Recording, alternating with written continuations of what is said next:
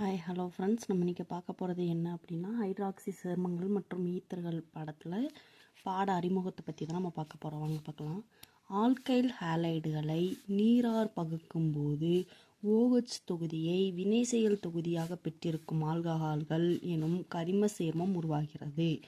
Alkyl ஹேலைடுகள்னால் நம்மளுக்கு என்னன்னு தெரியும். ஆல்கைல் அப்படின்னா CH3 அந்த மாதிரி சொல்லலாம்.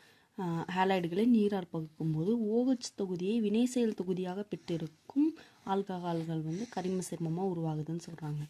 ஸோ நெக்ஸ்ட், OH தொகுதியை கொண்டுள்ள பல கரிம சேர்மங்கள் நமது உடற்செயல்பாடுகளில் முக்கிய பங்கு வகிக்கின்றன. எடுத்துக்காட்டாக கொலஸ்டிரால் என்றழைக்கப்படும் கொலஸ்டிரைல் ஆல்கஹால் நமது செல் சவ்வின் ஒரு முக்கியமான பகுதி பொருளாகும் அப்படின்னு சொல்கிறாங்க. நமது உடலில் ரெட்டினாலாக சேமிக்கப்படும் விட்டமின் A நமது கண்களின் இயல்பான செயல்பாட்டிற்கு காரணமாக அமைகின்றது.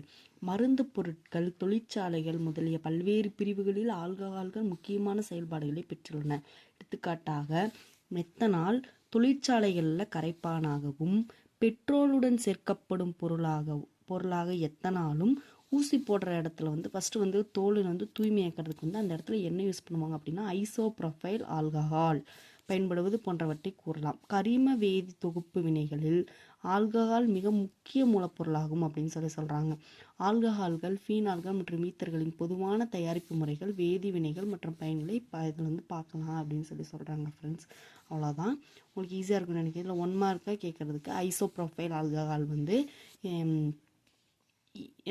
மெடிசினல் லைனில் எங்கே யூஸ் ஆகுது அப்படின்னு கேட்கலாம். பெட்ரோலுடன் சேர்க்கப்படும் பொருளாக எந்த ஆல்கஹால் சேர்க்குறோம் அப்படின்னு ஒரு 1 மார்க் கேட்கலாம். தெளிவாக பார்த்துக்கோங்க ஃப்ரெண்ட்ஸ். ரொம்ப ஈஸியானது, நம்ம பார்க்கலாம்.